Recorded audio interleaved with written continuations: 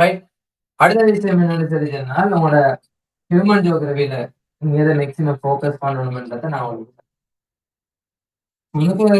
பாத்தீங்கன்னா உங்களுக்கு என்ன உலக சனத்தொகை உலக சனத்தொகைக்குள்ள ஆ பிடித்தவைல வளர்ச்சி, பருமன், பரமல், அடர்த்தி, கட்டமைப்பு இந்த விஷயம். இது சனத்தொகைன்னு சொல்லி சொல்றது என்னன்னு சொல்லி சொன்னா காய்ஸ் வளமையா யூஸ்வலா கேள்விக்கு வந்துட்டே இருக்கும். இதுல பிறப்பு வீதம், இறப்பு வீதம் இத பாருங்க. பிறப்பு வீதம் கூடிய நாடு, பிறப்பு வீதம் குறைந்த நாடு, ரைட் இறப்பு வீதம் கூடிய நாடு, குறைந்த நாடு. அதே மாரி வளர்ச்சியில செல்வாக்கு செலுத்துற காரணி, பிறப்பு, இறப்பு, இடப்பெயர்வு. அடுத்தது இந்த இது தாய் மரண வீதம் எத்தனை பார்க்கிற, சிசு மரண வீதம் எத்தனை பார்க்கிற, ரைட்டா? பிறப்பு வீதம் எத்தனை பார்க்கிற, இறப்பு வீதம் எத்தனைக்கு பார்க்கிற, ரைட் இந்த விஷயங்கள பாருங்க. ரைட் இந்த விஷயங்கள் கன்ஃபார்ம் பண்ணவங்களுக்கு மேக்ஸிமம் கேள்விக்கு வாராது. ரைட் அடுத்தது இதுல இலங்கை மிக பிரதானமா இப்ப உலகத்துல சனத்தையை விட இலங்கை சனத்தையும் அட்டாக் பண்ணி வருவாங்க.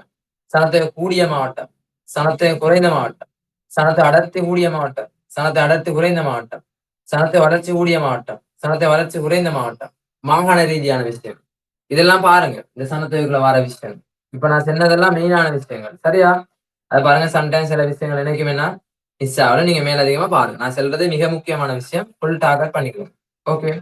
சோ இது என்ன உலக சனத்தோட சம்பந்தப்பட்ட விஷயம். ரைட் அப்ப மறந்துட வேணாம். இதுல இன்னொரு விஷயம் அந்த சனத்தோட பரம்பல் வருது இல்லையா? அதாவது பரம்பி காணப்படுறது சனத்தொகை கூடிய வளையம், குறைந்த வளையம்லாம் தென்னாசியா, கிழக்காசியா, தென்கிழக்காசியா, ஐரோப்பா. அதுல வர சில நாடுகள், எதிர்பார்க்கப்படுற நாடுகள். 2050ஆம் ஆண்டு எந்த நாடுகள் முன்னுக்கு, ரைட் எத்தனாம் ஆண்டு எந்த நாடுகள் முன்னுக்கு. சோ அந்த விஷயங்கள தெளிவா பார்த்துக்கொள்ளுங்க. சோ அதுவும் என்ன இங்க உங்களுக்கு வரப்போகுது. ரைட். அப்ப நான் உலக சனத்தையும், இலங்கை சனத்தை அதுலயே உங்களுக்கு சொல்லிட்டேன். அடுத்த விஷயம் என்னன்னு சொல்லிட்டேன்னா 2வது தலைப்பு உங்களுக்கு அதிலேயே வரும்போதுக்கு இடப்பெயர்வு. அதுல அந்த காரணிகள் இருக்குல்ல, இழிவிசை, தள்ளிவிசை காரணிகள். அத மட்டும் பாருங்க. அந்த காரணிகள மட்டும் பார்த்தா போதும்.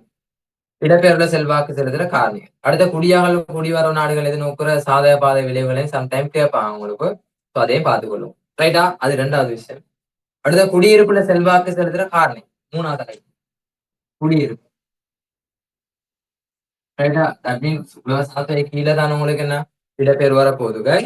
ஆ இடங்கட உள்நாட்டு இடப்பெயர்வு சம்பந்தப்பட்ட விஷயத்த எடுங்க. எந்த மாகாணத்துல இருந்து கூடுதலா மக்கள் இடம்பெயர்ந்திருக்காங்க. வெளியிடப்பெயர்வு, உள்ளிடப்பெயர்வு, மறை இடப்பெயர்வு, சரிதான் நேர் இடப்பெயர்வு இதெல்லாம் பாருங்க. எந்தெந்த மாவட்டங்களுக்கு. அதான் கூட கேட்பாங்க உங்கள்ட்ட. சரியா? அடுத்தது குடியிருப்போட சம்பந்தப்பட்ட விஷயத்துல குடியிருப்புல செல்வாக்கு செலுத்துற காரணிகள் பாருங்க. அடுத்தது கிராம குடியிருப்பு, நகர குடியிருப்பு, கிராம நகர குடியிருப்பு பண்புகளை தெளிவா விளங்கி கொண்டுட்டு போங்க. அது மாதிரி இளங்கட கிராம குடியிருப்பு மஸ்ட். இளங்கட கிராம குடியிருப்புல சம்பந்தப்பட்ட பண்புகளை விளங்கி எடுத்துட்டு போங்க. ஓகே அது ஒரு மிக முக்கியமான விஷயம் மறந்துடுவாங்க.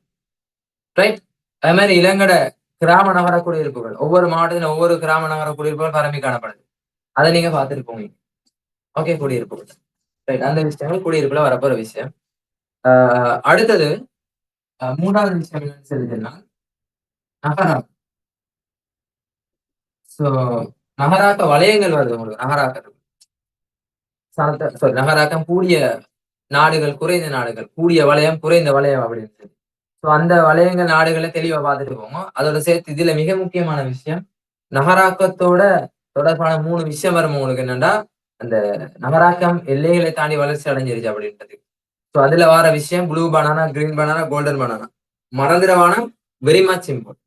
சரி அந்த 3.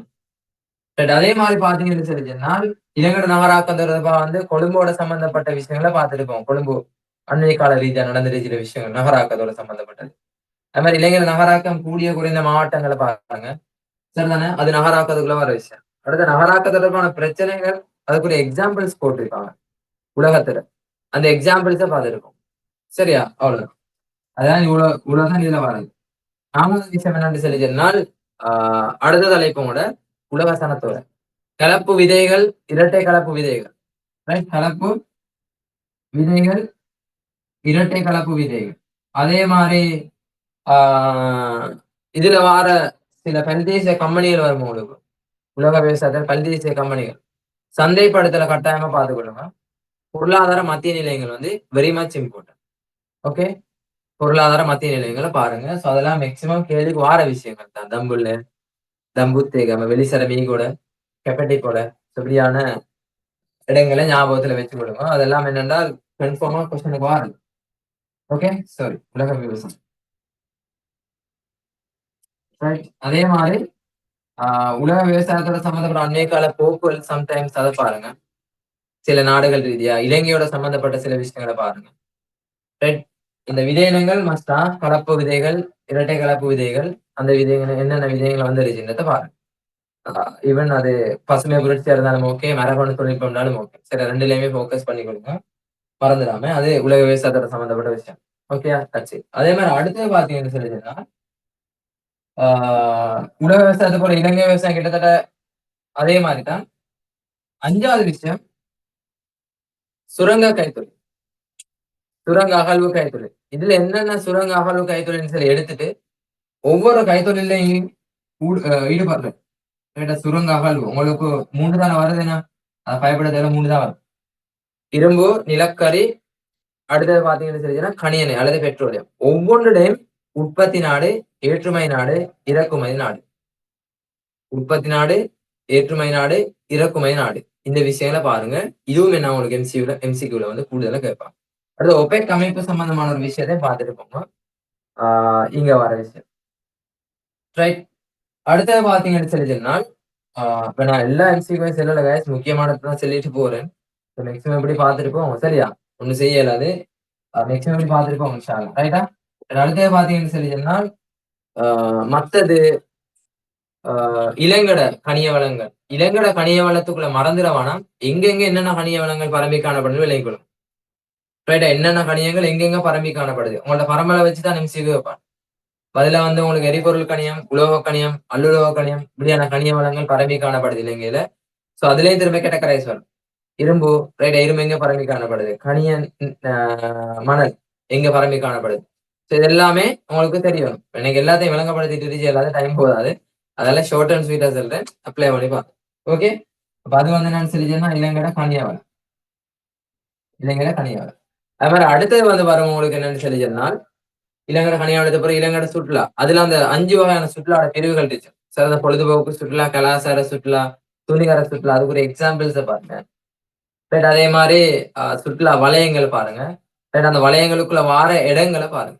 ஆல்ரெடி வலயங்கள் கேட்டா, இது போற வலயங்களுக்குள்ள வர இடங்கள தான் டார்கெட் பண்றதுக்கு சான்சஸ். அந்த விஷயங்கள பார்த்துக்கணும். சரியா? ரைட். அப்ப அது ஒரு விஷயம்.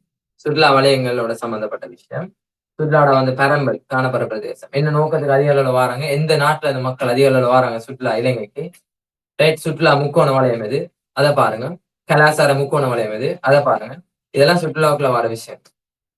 ரைட். அதே மாரி அடுத்து வந்து உங்களுக்கு வரப்போறது என்னன்னு சொல்லிச்சுன்னா, அ சுற்றுலாவுக்கு பிறகு கைத்தொழில். ரைட்டா? கைத்தொழில் தொடர்பான விஷயங்கள் வரப்போது.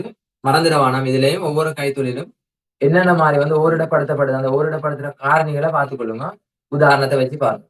ரைட்டா? அந்த வளிசக்தி, மூலப்பொருள், தொழிலாளர்கள் எப்படி வந்து ஓரிடப்படுத்துதுன்றத தெளிவா பார்த்துக்கணும். சோ இது ஒரு விஷயம் ஞாபகத்துல வச்சுக்கொள்ளுங்க. மறக்காம. அதே மாரி இலங்கையில் உள்ள கைத்தொழில் மிக பிரதானமானது. ரைட். ஒவ்வொரு கைத்தொழிலும் எங்கெங்கே பரம்பி காணப்படுது. மாவட்ட ரீதியான பரம்பல் எடுக்கணும். பிரதேச ரீதியான பரம்பல் எடுக்கணும். ஃபார் எக்ஸாம்பிள் சீனி, கந்தளாய். இது இடம். மாவட்டம் என்ன? திருவண்ணாமலை. இதே மாரி ஆ பெல்வத்த, செவனகல, இப்படி சில பரம்பல். சீமந்து கைத்தொழில் சாலை எங்க அமைவு பெற்றது. சோ அதெல்லாம் பாருங்க. அந்த அமைவிடங்கள பாருங்க. சரிதானே? எந்தெந்த கைத்தொழில் எங்கெங்க அமைவு பெற்றதுன்றத பாருங்க. அது மாரி பாரம்பரிய கைவினை கைத்தொழில் வருது உங்களுக்கு. சோ எந்தெந்த பாரம்பரிய கைவினை கைத்தொழில் எங்கெங்க மேற்கொள்ளப்படுது. ஓகே. ஃபார் எக்ஸாம்பிள் பித்தளை, கிளிமத்தலாம். அதே மாரி முகமூடி, அம்பலாங்கோல். இப்படி ஒவ்வொரு கைத்தொழிலையும் லிஸ்ட் அவுட் பண்ணி அத பார்த்துருப்போம். ரைட்டா?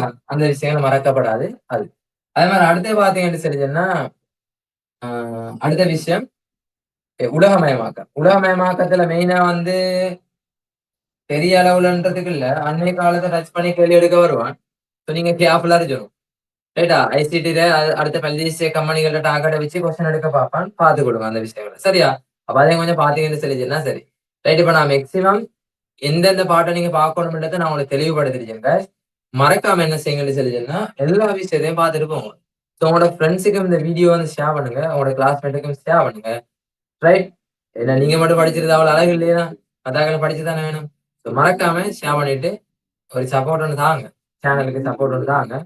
ஆ உங்களுக்கு வேற என்ன சரி ஹெல்ப் தேவைன்னு சொல்லி சொன்னா கேளுங்க. வீடியோவ நான் மேக் பண்ணி போறேன். ஆர் எல்ஸ் நான் WhatsApp நம்பர போட்டுருக்கேன். ப்ரீவியஸ் வீடியோலாம் கொஞ்சம் பாருங்க கைஸ். பார்த்து முழுமையான விளக்கத்தை எடுங்க. வாட்ஸ்அப் போட்டுருச்சுன்னா தேவைன்னு சொல்லிச்சுன்னா கேளுங்க. அப்ப இந்த பிராக்டிகல் அடுத்தது, பிசிக்கல் அடுத்தது ஹியூமன் ஜியோகிராஃபில வர அவ்வளோ எம்சிக்யூ வந்து என்ன செய்யணும்னு சொல்லிச்சுன்னா ஃபோக்கஸ் பண்ணிட்டு போங்க. நான் சொன்ன விஷயங்கள் அதெல்லாம் உங்களுக்கு இன்ஷா அல்லாஹ் ஃபைனல் எக்ஸாம்ல அப்பியர் ஆகும். Okay. Once again thank you everyone. So thanks for வாட்சிங் திஸ் வீடியோ. இன்னொரு வீடியோல நான் வந்து சந்திப்போம். Till then, fi aman. Okay, thank you.